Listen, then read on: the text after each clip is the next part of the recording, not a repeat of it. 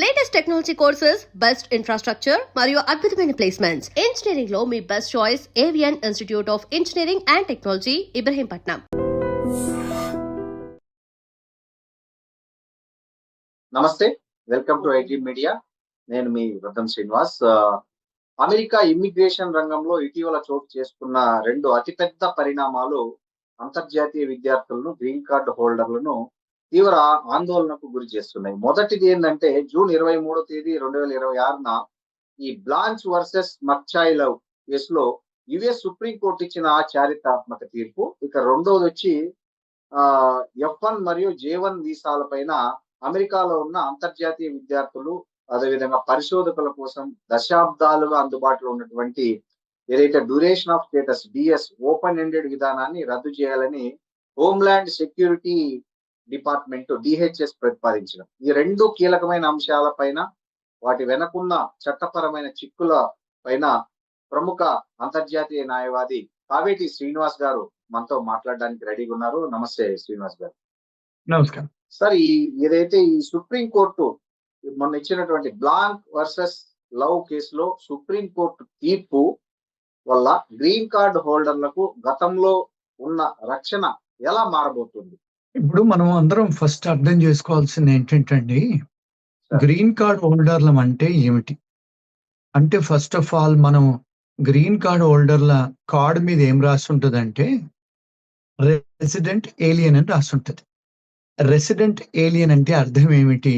Resident అంటే మీకు ఉండటానికి విసులుబాటు, ఏలియన్ అంటే ఏంటి? పరదేశస్థుడు. అంటే ఏలియన్ అంటేనే పరదేశస్థుడు. అంటే మీరు అమెరికాలో ఉండటానికి విసులుబాటు ఇచ్చారు వాళ్ళు పర్మనెంట్ గా. రెసిడెన్సీ అంటే మీరు ఎన్నాళ్ళు ఉండాలనుకుంటే అన్నాళ్ళు కండిషన్ లేకుండా ఉండొచ్చు.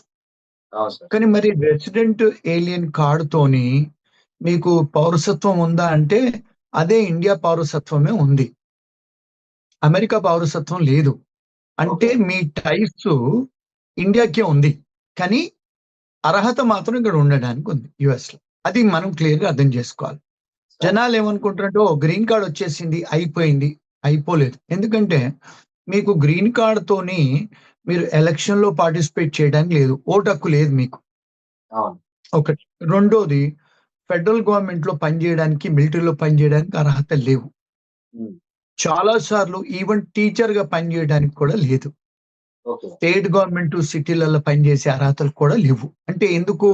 బికాస్ మన పాస్పోర్ట్ ఇండియా పాస్పోర్ట్ కనుక. అంటే మీ అఫినిటీ, మీ లాయల్టీ అంతా మన దేశానికే ఉంటుంది. ఎప్పుడైతే పౌరసత్వం అమెరికాది తీసుకుంటారో, ఎప్పుడైతే ఇండియన్ పాస్పోర్ట్ ఇచ్చేస్తారో, ఎప్పుడైతే అమెరికన్ సిటిజన్ అవుతారో అప్పుడు మీకు అన్ని అర్హతలు ఉన్నాయి. అంటే ఈ దేశానికి మీకు తల్లి బిడ్డల్లాగా ఉందన్నట్టు. ఏది మన రిలేషన్షిప్. అప్పటిదాకా లేదు.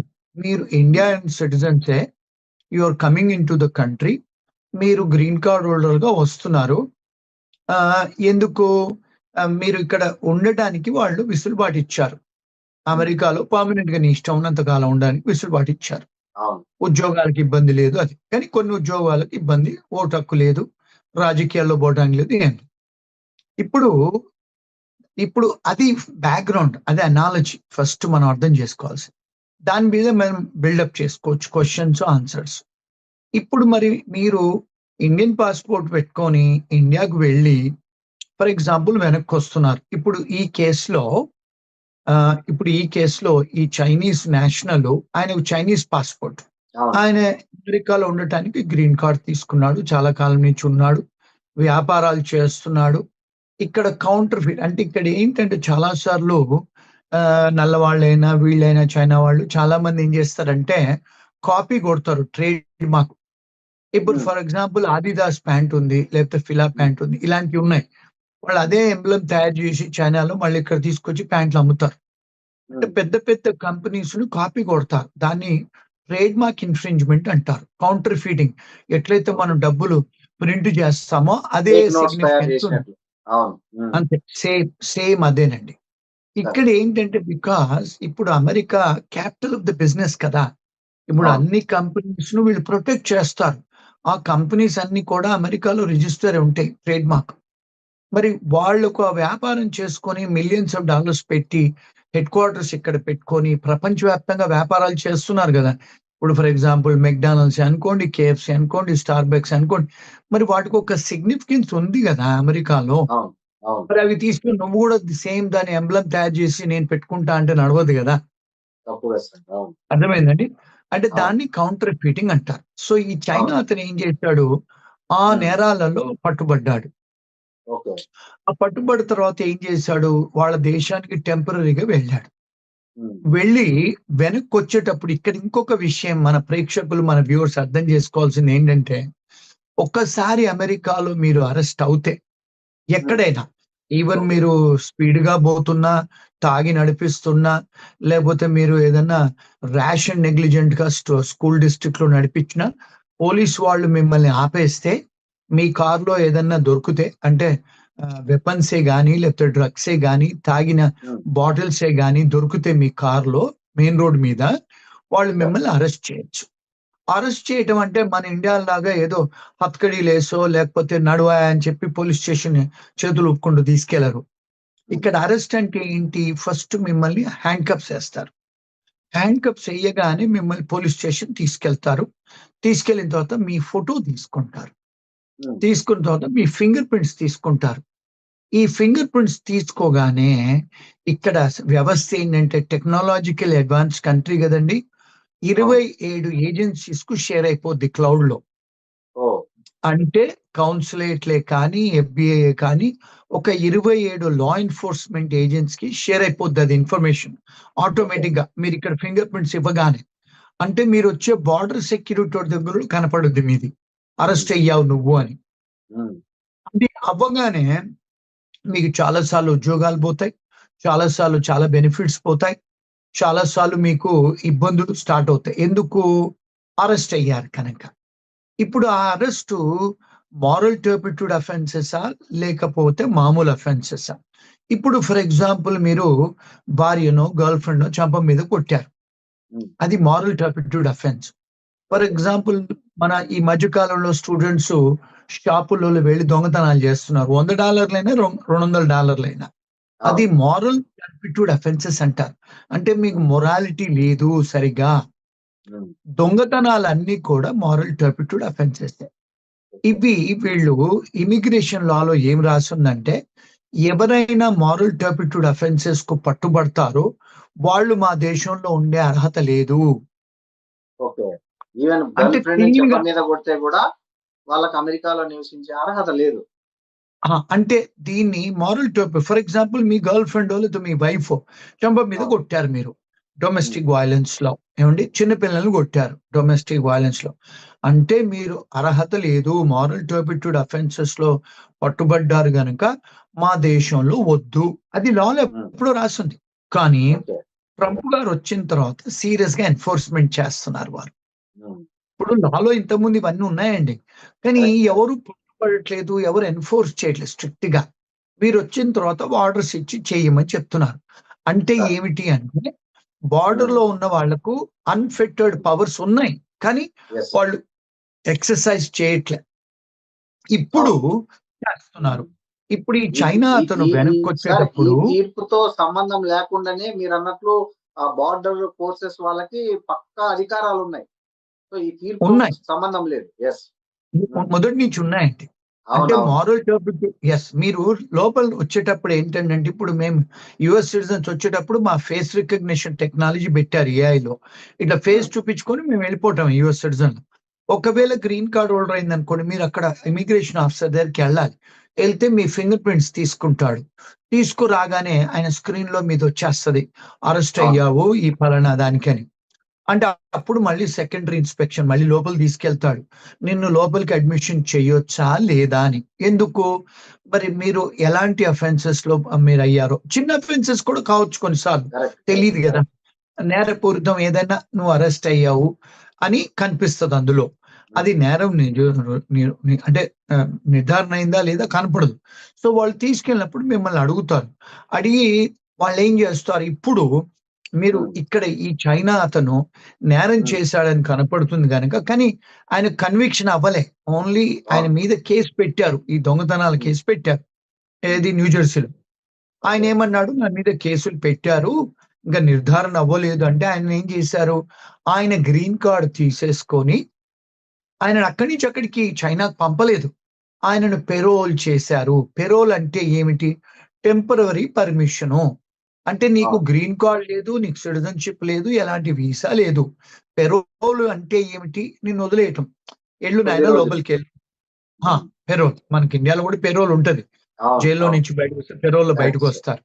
అవును. పెరోల్ వచ్చిన తర్వాత అది టైప్ ఆఫ్ పనిష్మెంటే. అది పనిష్మెంట్‌లో ఒక టైపు. కానీ మిమ్మల్ని మానిటర్ చేస్తా ఉంటారు వాళ్ళు. నువ్వేం చేస్తున్నావు? ఎక్కడికెళ్తున్నావు? ఎక్కడికి పోకుండా. సో, ఇప్పుడేంటంటే ఆయనని పెరోల్ చేశారు. చేసిన తర్వాత ఆయన ఏం చేశాడు? లోపలికొచ్చిన తర్వాత ఒప్పుకున్నాడు ఆయన చేసిన నేరాలన్నీ. హ్మ్. నేరాలన్నీ ఒప్పుకున్న తర్వాత ఆయనకు సజా అయింది. అంటే పనిష్మెంట్ పడ్డది. కన్విక్షన్ అయింది. అప్పుడేం చేశారు ఇమిగ్రేషన్ వాళ్ళు, ఈయనను ఇక్కడ మా దేశంలో ఉండటానికి అర్హత లేదు అని చెప్పి రిమూవల్ ప్రొసీడింగ్ స్టార్ట్ చేశారు. ఓకే. రిమూవల్ ప్రొసీడింగ్ స్టార్ట్ చేశారు ఇమిగ్రేషన్ వాళ్ళు. చేస్తే ఆయనే రిమూవల్ ఏసిన తర్వాత జడ్జి గారు నిర్ధారణ చేసిన తర్వాత ఇమిగ్రేషన్ జడ్జిలు వేరండి. మళ్ళీ క్రిమినల్ కేసులు జడ్జిలు వేరు. దానికి హ్మ్. సెపరేట్ అన్ని. ఇప్పుడు అవును. మనలాగా హైకోర్టులో, సుప్రీం కోర్టులో అన్ని వింటారని అట్లా ఉండదండి. అవును, ప్రతి అవును. దానికి ఇక్కడ స్పెషలైజ్డ్. So okay. ఆయన ఏం చేస్తాడు, సుప్రీం కోర్ట్ దాకా తీసుకెళ్ళాడు కేసుని. ఏమని? నన్ను ఇలా చేశారు. నేను లోపలికొచ్చేటప్పుడు నా గ్రీన్ కార్డ్ తీసుకోకూడదు. వాళ్ళు పెరోల్ మీద పంపించారు. వాళ్ళకు అంటే చాలా పవర్ ఇచ్చేశారు అంటే, సుప్రీం కోర్ట్ ఏమంది? లేదు. వాళ్ళకు క్లియర్ అండ్ కన్విన్సింగ్ అవసరం లేదు. మీ మీద కేసు ఉన్నట్టుంటే చాలు. మీ గ్రీన్ కార్డ్ తీసేసుకొని పెరోల్‌లో లోపలికి పంపించడానికి. ఇది ఎగ్జిక్యూటివ్ బ్రాంచ్‌ది పని. మా జ్యుడిషియరీ పని కాదు. పొలిటీషియన్స్ పని కాదు. ఇప్పుడు మనకు మన భారతదేశంలో గూడా ఎగ్జిక్యూటివ్ బ్రాంచు, లెజిస్లేచరు, జ్యుడిషియరీ ఉంది గదండీ! అవును, మరి జడ్జెస్ అంటే సుప్రీం కోర్టు, లెజిస్లేచర్ అంటే ఎమ్మెల్యేలు, మినిస్టర్లు. మరి అవును. ఎగ్జిక్యూటివ్ బ్రాంచ్ ఉంది గదా! ఇప్పుడు ఇమిగ్రేషన్ డిపార్ట్‌మెంట్ మన ఇండియాలో కూడా ఉంది. పోలీస్ వాళ్ళు నడుపుతారది. ఎగ్జిక్యూటివ్ బ్రాంచ్ అది. మరి ఎగ్జిక్యూటివ్ బ్రాంచ్ పనది. అది సుప్రీం కోర్ట్ ఇంటర్ఫియర్ అయ్యి చెప్పాల్సిన ఏం అవసరం లేదు. వాళ్ళకి అన్ని పవర్స్ ఉన్నాయి అని చెప్పి గవర్నమెంట్ ఆఫ్ యూఎస్‌కు పవర్స్ ఉన్నాయని చెప్పి వాళ్ళు నిర్ధారణ చేశారు. ఓకే. దీంతోని ఏమవుతుంది? ఇప్పుడు ఎవరైనా వెనక్కొచ్చేటప్పుడు గ్రీన్ కార్డ్ హోల్డర్‌లు ఇప్పుడు అక్కడ బోర్డర్ సెక్యూరిటీ వాడు ఎగ్జిక్యూటివ్ పోలీస్ ఆఫీసర్ ఆయన. హ్మ్. Immigration police officer. ఆయనకు పవర్స్ ఉన్నాయి అని చెప్పారు. దీంతోనేమైంది? ఒక సంచలనం అమెరికా కానీ, వరల్డ్ మొత్తంలో. గ్రీన్ కార్డ్ హోల్డర్‌లు ఏదన్నా చిన్న కేసులలో మీరు ఇన్వాల్వ్ అయితే, మీ ఇమిగ్రేషన్ లాయర్‌లతోని సంప్రదించి బయటికెళ్ళండి. ఎందుకు? లోపలికొచ్చేటప్పుడు అర్హత లాగా మీరు లోపలికొచ్చేయలేరు. అంటే you don't have a right of admission. ఎందుకు? యెస్. మీ మీద కేసు ఉంది కనక. ఆ కేసు నిర్ధారణ అయ్యే వరకు కూడా బయటికెళ్ళకూడదు. సో దీంతోనేమవుతది? వీళ్ళకు పవర్స్ ఎక్కువొచ్చేసాయి. అంతకుముందు లివానా ఉన్నాయి. కానీ వాళ్ళు ఎన్ఫోర్స్ చేయట్లేదు. ఇప్పుడు సుప్రీం కోర్ట్ చెప్పిన తర్వాత ఇంకా పవర్‌ఫుల్ అయిపోయారు. అవును ఇప్పుడు సార్. ఆయన ట్రంప్ గారు కూడా చెప్పాడు. అదండి. సార్. ఇంత అవును సార్. క్లియర్ అండి ఇది. అవును సార్. సార్ ఇంకోటి దీనివల్ల ఇలాంటి నిబంధనల వల్ల ఇమ్మిగ్రేషన్ పెరోల్‌పై అమెరికాలో ప్రవేశించిన గ్రీన్ కార్డ్ హోల్డర్‌లు వర్క్ పర్మిట్లు కావచ్చు, లేదంటే ఇతర సోషల్ బెనిఫిట్స్ ఎలా ఎఫెక్ట్ అయితాయి సార్? ఇప్పుడు మీరు గ్రీన్ కార్డ్ ఒక్కసారి మీది తీసేసుకున్నారు వాళ్ళు అంటే, ఇప్పుడు ఫర్ ఎగ్జాంపుల్ గవర్నమెంట్‌లో మీకు ఫర్ ఎగ్జాంపుల్ ఇప్పుడు మీరు ఓల్డ్ ఏజ్ పీపుల్ అనుకోండి, మెడికల్ ఫెసిలిటీస్ ఉంటాయి. మెడికేడే అనుకోండి, లేకపోతే కొంతమంది లేని వాళ్ళు ఇల్లులు హౌసింగ్ మన ఇండియాలో ఉన్నట్టు ఇక్కడ కూడా హౌసింగ్ ఉంటది. ఇట్లా మీకు ఫుడ్ స్టాంప్స్ కూడా ఇస్తారు భోజనాలకి. హ్మ్. మీ పిల్లలకి ఇస్తారు పాలు తాగడానికి. ఇలాంటి బెనిఫిట్స్ అన్నీ పోయే ఆస్కారాలు ఉన్నాయి. ఎందుకు? మీరు డిపోర్టబుల్, రిమూవబుల్ ఏలియన్ కనుక. అంటే మా దేశస్థులు కాదు, మిమ్మల్ని తీసే దాన్లలో ఉన్నాము. మీకు అర్హతలు లెవ్వు. పోయే ఛాన్సెస్ ఉన్నాయి. ఉద్యోగాలు గూడా పోయే ఛాన్సెస్ ఉన్నాయి. మీకు ఏ బెనిఫిట్స్ ఫర్ ఎగ్జాంపుల్ ఇప్పుడు డ్రైవింగ్ లైసెన్సే అనుకోవచ్చు, గన్ లైసెన్సే అనుకోవచ్చు, లాటరీ సేల్ చేయడానికి లైసెన్సే అనుకోవచ్చు, లిక్కర్ లైసెన్సే అనుకోవచ్చు. చాలా లైసెన్సెస్ అన్నీ కూడా మనకెట్లయితే ఆధార్ కార్డ్‌తోని ముడిపడి ఉంటాయో, మన పాస్‌పోర్ట్ ఉన్న ఆధార్ కార్డ్‌తోని ఎలా అయితే ముడిపడి ఉంటాయో, ఇక్కడ సోషల్ సెక్యూరిటీ, గ్రీన్ కార్డ్ మన వాటితోని ముడిపడి ఉంటాయండి. అవన్నీ కూడా పోయే ఆస్కారాలున్నాయి. సార్ ఇంకోటి సార్ ఈ ఈ ఈ ఎటువంటి క్రిమినల్ రికార్డ్ లేని ఈ సాధారణ గ్రీన్ కార్డ్ హోల్డర్‌లు ఇంటర్నేషనల్ ట్రావెల్ చేసేటప్పుడు ఈ తీర్పుని బట్టి ఏవైనా జాగ్రత్తలు తీసుకోవాలన్నా వాళ్ళు? అంటే ఇప్పుడు వాళ్ళు అంటే ఇప్పుడు 6 నెలల కంటే బయట ఎక్కువ ఉండకూడదు. ఒకటి. రెండోది వాళ్ళకిక్కడ ఇల్లున్నా, లేకపోతే వాళ్ళకిక్కడ టాక్స్ రిటర్న్స్ కడుతున్నారా? వాళ్ళిక్కడ ఫ్యామిలీ ఉందా? ఇలాంటి వాళ్ళు చూసుకోవాలి. చాలా సార్లు ఏమవుతదంటే టాక్సులు కట్టరు. మేము డబ్బులు హ్మ్. ఇన్‌కమ్ సంపాదించట్లేదు గదా! మేము టాక్సులు కట్టం అంటారు. అది నేరం టాక్స్ కట్టకపోతే. హ్మ్. రెండోదేంటంటే ఇప్పుడు ఫర్ ఎగ్జాంపుల్ మీరెక్కడైనా రెంటల్ ఉంటారు. మన ఇండియన్స్ నార్మల్‌గా రెంటల్ అగ్రీమెంట్ తీసుకోరు. హ్మ్. ఉండిపోతారు. రెంట్ ఇచ్చేస్తారు. ఇండియాలో ఎంతమంది మనం లీజులు, రెంటల్ అగ్రీమెంట్ అవునవును. తీసుకుంటామండి. నెల అవును. నెలకి రెంట్ చాలా కట్టేస్తాం. కామన్ అది. అవును. అవును. కామన్ క్యాష్ కట్టేస్తాం, చెక్కులు కట్టేస్తాం. చెక్కులు ఎవరం కట్టం మన దేశంలో. హ్మ్. ఇక్కడ కొంత చెక్కులో లేకపోతే బ్యాంక్ ట్రాన్సాక్షన్స్ కొంతమంది చాలా మంది ఓనర్స్ మన దేశీయులు ఇండియాలో ఎస్పెషల్‌గా క్యాష్ తీసుకుంటారు. అలాంటప్పుడు ఏదైనా రెంటల్ అగ్రీమెంటో లేకపోతే లీజ్ అగ్రీమెంటో ఏదో తీసుకోండి. ఇంక మూడోదేంటంటే మీకెలాంటి ఎప్పుడైనా కేసులేమన్నా ఉంటే ఇంతకుముందు గతంలో ఉంటే మీరిక్కడ ఎఫ్‌బీఐకి సంప్రదిస్తే మీ ఫింగర్ ప్రింట్స్ ఇస్తే మీ మీద ఏమన్నా కేసులు ఉన్నాయా? లేకపోతే కేసులున్నాయి కొట్టేసారా? అలాంటిది హ్మ్. ర్యాప్ షీట్ అంటారు దాన్ని. అది హ్మ్. తీసుకొని ట్రావెల్ చేస్తే బెటరు. ఇప్పుడు మొన్న ఓకే. ఒక క్లయింట్ ఫోను చేసాడండి. ఆయన మీద కేసుంది. కానీ ఆయనకు కనపడట్లేదు. కోర్ట్‌లో కనపడట్లేదు. ఎక్కడ కనపడట్లేదు. కానీ ఆయన మీద కేసుంది. ఒక 3, హ్మ్. 4 ఏళ్ల కింద. కానీ ఆయనకి తెలియట్లే. ఎక్కడ హ్మ్. పోయి సంప్రదించాలని. పోలీసోళ్ళకి ఫోను చేస్తే వాళ్ళు నాకు కనపడతలేదంటున్నారు. కోర్ట్ వాళ్ళకి ఫోను చేస్తే కనపడలేదంటున్నారు. కానీ ఆయన మీద కేసు ఆయన మీద ఉన్నట్టు కాగితాలున్నాయి. ఇప్పుడు అలాంటి వాళ్ళు బయట దేశానికెళ్లారనుకోండి. ఒకవేళ ఎయిర్‌పోర్ట్‌లో అది సిస్టమ్‌లో వచ్చేస్తే ఆ కేసు డిసైడ్ అవ్వలేదని వాళ్ళు హెచ్-1లో ఉన్నా, విజిటర్ వీసాలో ఉన్నా, స్టూడెంట్ వీసాలో ఉన్నా వాళ్ళను క్యాన్సెల్ జేసి వీసా వెనక్కి పంపొచ్చు. అందుకని జాగ్రత్తలు తీసుకోవాలండి. సార్ ఇంకోటి సార్, ఈ దశాబ్దాలుగా ఉన్నటువంటి డ్యూరేషన్ ఆఫ్ స్టేటస్ అంటే డీఎస్ విధానాన్ని రద్దు చేసి నిర్దిష్ట గడువు తేదీని ప్రవేశపెట్టడం వెనక హోమ్‌ల్యాండ్ సెక్యూరిటీ డిపార్ట్‌మెంట్ యొక్క ప్రధాన ఇంటెన్షన్ ఏంటి సార్ అసలు? ఇప్పుడు ఏంటంటే ఏమవుతుందంటే అండి ఇక్కడ స్టూడెంట్స్ వస్తారు గదా! ఇప్పుడు హ్మ్. మాస్టర్స్ కోర్స్ కోసం వస్తారు. మరి మాస్టర్స్ కోర్సు 1 ½ ఇయర్ అండి. దాని తర్వాత వాళ్ళకి వర్క్ పర్మిట్ దొరుకుతదండి. 2 ఇయర్స్, 3 ఇయర్స్ దొరుకుద్ది. స్టెమ్ ప్రోగ్రామ్స్ అయితే. వాళ్ళు ఆ స్టెమ్ ప్రోగ్రామ్స్‌లో వాళ్ళకి వర్క్ పర్మిట్ దొరికిన తర్వాత చాలా సార్లు ఉద్యోగం దొరకట్లేదు. హ్మ్. రెండోదేంటంటే చాలా ఎంప్లాయర్‌లు హెచ్-1 ఇయ్యట్లేదు. అంటే ఈ హ్మ్. $1,00,000 నిబంధన అనుకోండి, లేకపోతే ఉద్యోగాలు లేకపోకుండా. వాళ్ళేం జేస్తున్నారు, ఇక్కడే ఏదో పని జేసుకుంటున్నారు ఇల్లీగల్‌గా. అంటే ఈ విషయం చాలా మందికి నచ్చదు నేను చెప్పేది.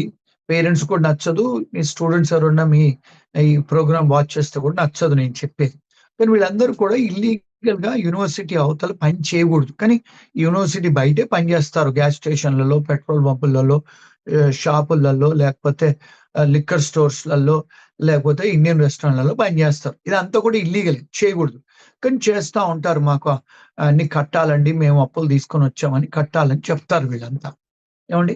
ఇప్పుడు ఇలా చేస్తూ చూస్తూ వీళ్ళు అప్పులు స్టూడెంట్ లోన్స్ అంతా కడతారు. కానీ ఇప్పుడు మీరిక్కడ ఉన్న తర్వాత 2, 3 ఏళ్ళు మళ్ళా మాస్టర్స్ అయిపోయింది గదా! ఎందుకుండాలనుకుంటున్నారు? మళ్ళీ ఇంకో హ్మ్. మాస్టర్స్ జాయిన్ అయితున్నారు. హ్మ్. సీపీటీ, ఓపీటీలు ముందు రోజులు తీసుకొని మళ్ళా పని జేస్తున్నారు బయట. మూడోదేంటంటే రెండో మాస్టర్స్ అయిపోతుంది. హెచ్-1 రాదు. మళ్ళీ మూడోది పీహెచ్‌డీ జాయిన్ అవుతున్నారు. అంటే వీళ్ళేమంటున్నారంటే, మీకసలు వచ్చిన కారణం ఏంటి? ఆబ్జెక్టివ్ ఆఫ్ హ్మ్. స్టడీ ఏంటి? మీ ఆబ్జెక్ట్ మీరు మాస్టర్స్ చేయడానికొచ్చారు. మరి రెండో మాస్టర్‌లు, మూడో మాస్టర్‌లు, పీహెచ్‌డీ చేస్తున్నారు గదా! అంటే హ్మ్. మీరేదైతే ఆబ్జెక్టివ్‌తోని మా దేశానికొచ్చారో అది హ్మ్. అయింది. పరిపూర్ణంగా అయిపోయింది. అయినా ఇక్కడ ఉండటానికి ప్రయత్నంలలో మీరివన్నీ చేస్తున్నారు అని అంతకుముందు కూడా ఉంది. కానీ ఇప్పుడు హ్మ్. వీళ్ళు ట్రంప్ గారు ఏం చేశారంటే, అలాంటి మీరు ఎక్స్‌టెండ్ చేసుకోవడానికి లేదు అని హ్మ్. చెప్పి డ్యూరేషన్ ఆఫ్ స్టేటస్ అంటే మీరు ఎన్ని కోర్సులు జాయిన్ అవుతే డ్యూరేషన్ ఆఫ్ స్టడీ అంటారు. డ్యూరేషన్ ఆఫ్ స్టడీ డీఎస్ అంటే. మీరు ఎన్ని సంవత్సరాలు చదువుకుంటే అన్ని సంవత్సరాలు ఉండొచ్చు ఎఫ్-1లో. మీ పాస్‌పోర్ట్‌లో స్టాంప్ అవసరం లేదు. దాన్ని ఓకే. కట్ చేసి మీ మాస్టర్స్ అయిపోయిన తర్వాత వెళ్ళిపోవాలి అని నిబంధనలు పెడుతున్నారు. ఇంతవరకు అది ఇంకా డిస్కషన్ స్టేజ్‌లో ఉంది. ఇంకా లా అవ్వలేదండి అది. సార్ ఒకవేళ అది ఇంప్లిమెంట్ అయితే మొత్తం అమెరికాలో ఉన్న విదేశీ విద్యార్థుల్లో భారతీయ విద్యార్థులే అధిక సంఖ్యలో ఉన్నారు. సో, ఈ కొత్త నిబంధన వల్ల వాళ్ళ చదువు గురించి గాని, రీసెర్చ్ గురించి అదేగా పార్ట్ టైమ్ ఉద్యోగాలపై ఎట్లాంటి ఇంపాక్ట్ పడుతుందంటారు? డెఫినిట్‌గా ఇంపాక్ట్ పడుతుందండి. ఎందుకంటే వాళ్ళు మళ్ళీ డిఫరెంట్ కాలేజీలలో పోయి సర్వీస్ ట్రాన్స్ఫర్ చేసుకునే వెసులుబాటు వెళ్ళిపోతుంది. వాళ్ళు ఇక్కడ ఉండడానికి కూడా ఉండదు. మూడోది ఏంటంటే వాళ్ళు చాలా మంది స్టూడెంట్స్ వెనక్కి కూడా వెళ్ళిపోతారండి చాలా మంది. ఇంకోటి ఏంటంటే వచ్చే వాళ్ళు కూడా మనం అక్కడికి వెళ్తే 1-2 ఇయర్స్ కంటే ఎక్కువ ఉండలేము. ఇప్పుడు యూకేలో అంతేనండి. మీకు 2 ఇయర్స్ కోర్స్కి వెళ్ళిన తర్వాత మీకు అక్కడ ఉద్యోగం దొరకకపోతే టియర్ 2 వీసాలు దొరకకపోతే మీరు వెనక్కి వచ్చారు. చాలా మంది స్టూడెంట్స్ యూకే వెళ్ళినా వాళ్ళు వెనక్కి వచ్చేస్తున్నారు. ఇప్పుడు చాలా కంట్రీస్ నుంచి వెనక్కి వచ్చేస్తున్నారు. అలాగే ఇప్పుడు యుఎస్ నుంచి కూడా వెనక్కి వచ్చే ఛాన్సెస్ చాలా హైగా ఉంటాయి. సార్ ఇంకోటి సార్, ఈ కోర్సు ఆలస్యమైన లేదా వీసా ఎక్స్టెన్షన్ కోసం మళ్ళీ కొత్తగా దరఖాస్తు చేసుకోవాలనే నిబంధన పెట్టారు కదా. సో దీంట్లో రిస్క్ ఎంత ఉందంటారు విద్యార్థులకి? చాలా రిస్కీ అనిపిస్తుంది చూస్తుంటే. అంతే కదండి. ఇప్పుడు మీరు ఇమిగ్రేషన్ పోకుండా మీరు కాలేజీలలో కోర్సులు ఎక్స్టెండ్ చేసుకుంటే ఒక కాలేజీ నుంచి ఇంకో కాలేజీ ట్రాన్స్ఫర్ చేసుకుంటారు, ట్రాన్స్ఫర్ అవుట్ అవుతారు. కాలేజీ వాళ్ళే మీది పొడిగిస్తారు మీ స్టే. ఆన్లైన్‌లో వాళ్ళ దగ్గరికి వెళ్లి సర్వీస్ పోర్టల్‌లో వెళ్లి వాళ్ళే క్లిక్ ఆఫ్ ఎ బటన్ చేస్తారు, మీది పొడిగించుతారు. ఒకవేళ మరి మీరు ఇమిగ్రేషన్ ఆఫీస్ దగ్గరికి వెళ్ళాలి అంటే ఇమిగ్రేషన్ ఆఫీసర్ డిస్క్రిషన్ కదండీ. మరి ఆఫీసర్ మీకు పర్మిషన్ ఇస్తే ఉండొచ్చు, లేకపోతే వెళ్ళిపోవాలి. సో ఎప్పుడైనా ఇమిగ్రేషన్ డిపార్ట్మెంట్ దగ్గరికి వెళ్ళినప్పుడు గవర్నమెంట్ ఆఫీసర్ పోలీసోడి దగ్గరికి వెళ్ళినట్టే. వాడు ఇష్టం ఉంటే లోపల రానివచ్చు, ఇష్టం లేకపోతే బయటికి పంపించేటట్టు. అంటే కొద్దిగా కష్టమే అది. అవును సార్. ఈ గ్రాడ్యుయేషన్ తర్వాత విద్యార్థులు పొందే ఈ ఓపీటీ మరియు స్టెమ్ ఓపీటీ లబ్ధిదారులకు ఈ ఫిక్స్డ్ ఎండ్ డేటెడ్ విధానం వల్ల ఎలాంటి నష్టం కలిగిస్తుందంటారు? ఇప్పుడు ఓపీటీలు, సిపిటీలు అంటే కాలేజ్ చదువుకునేటప్పుడు అండి. ఓపీటీ అనేది ఫస్ట్ స్టెమ్ కోర్సెస్ చేస్తున్నప్పుడు, స్టెమ్ కోర్సెస్ అంటే సైన్స్, టెక్నాలజీ, ఇంజినీరింగ్, మ్యాథమెటిక్స్ అండి. మేనేజ్మెంట్ కాదు, మ్యాథమెటిక్స్. ఎంబీఏ చేసిన వాళ్ళకి కాదు. ఓన్లీ సైన్స్, స్టెమ్ సంబంధించిన వాళ్ళకు. వాళ్ళకేమవుతదంటే వాళ్ళకు మాస్టర్స్ అయిపోగానే డ్యూరింగ్ ద కోర్స్ కూడా తీసుకోవచ్చు పర్మిషన్ టు వర్క్. అయిపోయిన తర్వాత మీకు ఇనీషియల్‌గా ఒక సంవత్సరం ఆక్యుపేషనల్ ట్రైనింగ్ అని ఇస్తారు. అందులో మీకు సాలరీ వచ్చినా లేకున్నా చేసుకోవచ్చు. తర్వాత 2 సంవత్సరాలు ఇస్తారు. ఇప్పుడు ఇవన్నీ కూడా మీకు కోర్సు మీకు లిమిటేషన్ చేస్తే ఒక కోర్స్ తర్వాత ఇంకో కోర్స్ చేయటానికి లేదన్నప్పుడు మీకు ఈ 3 సంవత్సరాలలో H1 రాకపోతే ఇంటికెళ్ళిపోవాలి కదండీ. అవును. అవును సార్. సార్ ఇంకోటి సార్, ఈ ప్రతిపాదన చట్టంగా మారే లోపే ప్రస్తుతం అమెరికాలో ఎవరైతే ఉన్నారో ఈ F1, J1 విద్యార్థులు తమ లీగల్ స్టేటస్‌ను కాపాడుకోవడానికి ఇప్పుడే ఎలాంటి ముందస్తు ప్రణాళికలు అమలు చేయాలంటారు? అంటే వాళ్ళు డెఫినిట్‌గా ఇమిగ్రేషన్ లాయర్‌ని కలిస్తే బెటర్ అండి. సో అది ఒక్కటే పరిష్కారమా సార్? ఇంకేమన్నా అంటే ఉందా? ఇప్పుడు వాళ్ళు ఆన్‌లైన్‌లో చాట్ జీపీటీలో చదువుకుంటారు. కొంత ఆ chat GPT is not a law, కొంత ఇన్ఫర్మేషను. సో వీళ్ళందరూ ఆ చాట్ జీపీటీలో ఇన్ఫర్మేషన్ తీసుకొని ఆ రూమ్‌మేట్‌లతోనో, లేకపోతే వాళ్ళ సీనియర్‌లతోనో, లేకపోతే వాళ్ళు మాట్లాడుకుంటారు. ఒక competent, qualified, expert immigration lawyer దగ్గరికెళ్లి సంప్రదిస్తే వాళ్ళకు బోలెడన్ని ఆన్సర్స్ దొరుకుతాయని. కానీ నార్మల్‌గా మన స్టూడెంట్స్ ఏంటంటే ఒక్క కన్సల్టేషన్ $200, $300 ఇచ్చి వెళ్ళాలా అని వాళ్ళే తీసుకుంటారు. దాంతోని ఏమవుతుందంటే చాలా సార్లు మనకు అది లీగల్ అడ్వైస్ కింద పరిగణించదు. కొంత ఇన్ఫర్మేషన్ కిందనే పరిగణించొచ్చు. సో అందుకనే సార్ నేను ప్రతి ఇంటర్వ్యూలో చెప్తాను. Get in touch with some qualified lawyers అని. సార్ ఈ వేజ్ వెయిటెడ్ లాటరీ వల్ల ఉద్యోగాల ఎంపిక అవకాశాలు తగ్గిపోయినాయని చాలా వరకు టాక్ వస్తుంది. ఇది కరెక్టేనా సార్ ఇది? నిజమేనండి. ఇప్పుడు ఏం చేశారంటే వీళ్ళు ఆహ్, ప్రస్తుత ట్రంప్ గారు ఏమన్నారంటే, చాలా హై సాలరీ ఇచ్చే వాళ్ళకి ముందు ప్రాధాన్యత ఇవ్వండి. అంటే అవును. 1,50,000, 1,70,000 వాళ్ళే పికప్ చేశారు ఫస్ట్ లాటరీలో. తర్వాత ఏం చేశారు, లెవెల్ 2, లెవెల్ 1 దాకా ఇచ్చారు. సో, లెవెల్ 1 వచ్చే వరకు 90,000, 80,000 వాళ్ళకొచ్చే వరకు తక్కువ పికప్ అయినవి లాటరీలో. లెవెల్ 1 ముందు పికప్ అయింది. లెవెల్ 2 తర్వాత లెవెల్ 3. మరి ఆబ్వియస్‌లీ వాళ్ళేమన్నారంటే 1,50,000, 1,70,000 ఇచ్చిన సాలరీ 2,00,000 ఇచ్చే వాళ్ళకే మీరు ఇవ్వండి అని. అంటే ఏమవుతుంది, మరి వాళ్ళది ఒకవేళ పికప్ అవుతే వాళ్ళకి ఆ జీతాలు కడితే మరి వాళ్ళే హై టాక్స్ కదండీ. 40% టాక్స్ కడతారు వాళ్ళు. ఈ 70, 80 వేల వాళ్ళు తక్కువ టాక్స్ కడతారు. 30% కడతారు. మరి వాళ్ళ దగ్గర టాక్స్ పేయర్స్ హెవీగా వాళ్ళే ఉంటారు. ఎంప్లాయీస్ కనుక వాళ్ళకే వెసులుబాటు ఇచ్చారు. డెఫినిట్‌గా సార్ ఎఫెక్ట్ అయింది.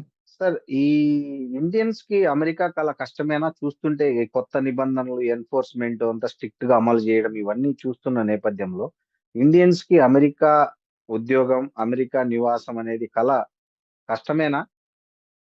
అంటే ఈవెంచువల్ గా కాస్త డిఫికల్టేనండి. అంటే ఇప్పుడున్న ప్రెజెంట్ ట్రంప్ అడ్మినిస్ట్రేషన్ లో లాస్ట్ టైం వారు వచ్చినప్పుడు కూడా చాలా ఇబ్బందులు చేశారు. ఎందుకంటే చూసుకుంటే ప్రపంచంలో 60-70 కంట్రీస్‌లలో వారు కౌన్సులేట్స్ క్లోజ్ చేశారండి. మరి ఓకే. మన మన భూలోకంలో ఉన్నాయే 160 దేశాలు. 60, హ్మ్. 70 దేశాలు మీరు క్లోజ్ చేసి, మీరు ఎంబసీలు క్లోజ్ చేసి, కొత్త ఎంబసీలు ఓపెన్ చేయకపోతే, మరి ఇప్పుడు మీకు కష్టమే గదండీ! ముందు ముందు అవును. తను ఉన్నంత సేపు కొద్దిగా కష్టమేనండి. సార్ ఈ $1,00,000 అదనపు ఫీజు ప్రభావం ఇండియన్ ఐటీ కంపెనీలకి ఏమైనా ఎఫెక్ట్ పడుతుందంటారా? చాలా ఎఫెక్ట్ పడ్డదండి. చాలా ఎఫెక్ట్ పడ్డది. ఇప్పుడు ఎవరు $1,00,000 కట్టి తీసుకొస్తారు? కష్టమే. ఇప్పుడు అవునా సార్? $1,00,000 పెట్టాలి. జీతం హ్మ్. 1,70,000 ఇవ్వాలి. Immigration okay. ఫీజులు కట్టాలి. లాయర్ ఫీజులు కట్టాలంటే కష్టమే. కానీ లక్కీలీ ఏమైందంటే అండి, ఇప్పుడు ఈ హ్మ్. $1,00,000 ఇంపోజ్ చేశారు గదా వీరు. ఆ $1,00,000 కోర్ట్ వాళ్ళు ఆహ్, ఆహ్, నే అంటే చెల్లనేరదని చెప్పి డిసైడ్ చేశారండి. ఇప్పుడు అవును. $1,00,000 ఇంపోజిషన్ ఆఫ్ దట్ లేదండి. ఇప్పుడు కోర్ట్ వాళ్ళు నిర్ధారణ చేసేశారు. అది అన్‌లాఫుల్ అని. సార్ అమెరికాలో ఒక సాఫ్ట్‌వేర్ ఉద్యోగం సాధించాలనుకునే వారికి ఒక ఇమ్మిగ్రేషన్ నిపుణులుగా మీరిచ్చే బెస్ట్ అడ్వైస్ ఏంటి సార్ అసలు? అంటే ఫస్ట్ ఎవరైనా స్టూడెంట్‌గా వచ్చేటప్పుడు వాళ్ళు తెలుసుకోవాలి వాళ్ళ హక్కులు, అర్హతలు. రెండోది ఇప్పుడు హెచ్-1కి అయ్యే ఇబ్బందులు తెలుసుకోవాలండి. మూడోది వాళ్ళకు స్కిల్స్ లేకపోతే ఇక్కడకు స్కిల్స్ లేకుండా వచ్చి ప్రయత్నాలు చేసి ఇబ్బందులు పడగూడదు. నాలుగోదేంటంటే ఏదన్నా ఇక్కడికి వచ్చిన తర్వాత గూడా స్టూడెంట్సే గానీ, హెచ్-1బీ వాళ్ళే గానీ, గ్రీన్ కార్డ్ హోల్డర్‌లే గానీ, వాళ్ళు ఇక్కడికి వచ్చిన తర్వాత ఎలాంటి నేరాలలో ఇన్వాల్వ్ అవ్వొద్దండి. ఒకవేళ అవుతే బయటికి స్టూడెంట్సే గానీ, హెచ్-1బీ వాళ్ళే గానీ, గ్రీన్ కార్డ్ హోల్డర్‌లే బయటకు వెళ్తే వచ్చేటప్పుడు వాళ్ళయన్నీ సరిగ్గా చూసుకొని కేసులు లేనప్పుడు వెళ్ళి వస్తే బెటరు. డెఫినిట్‌గా ఈ నిబంధనలన్నీ చూసుకోవాలండి వాళ్ళు. అంటే మునుపటిలాగా లేదు. ఇప్పుడు పేరెంట్స్ కూడా వచ్చేస్తారు. 2 నెలలు, 3 నెలలు ఇండియా బోయేసి ఇక్కడికొచ్చి ఉద్యోగాలు జేస్తారు. అలాంటివన్నీ స్టూడెంట్స్ కూడా వాళ్ళ పేరెంట్స్ గ్రాడ్యుయేషన్‌కొస్తారు. అన్నీ అన్‌లాఫుల్ పనులు జేస్తారు. అయన్నీ కూడా కొంచెం కష్టమే. జాగ్రత్తగా ఉండాలి. Thank you sir. Thank you very much. Okay. Thanks.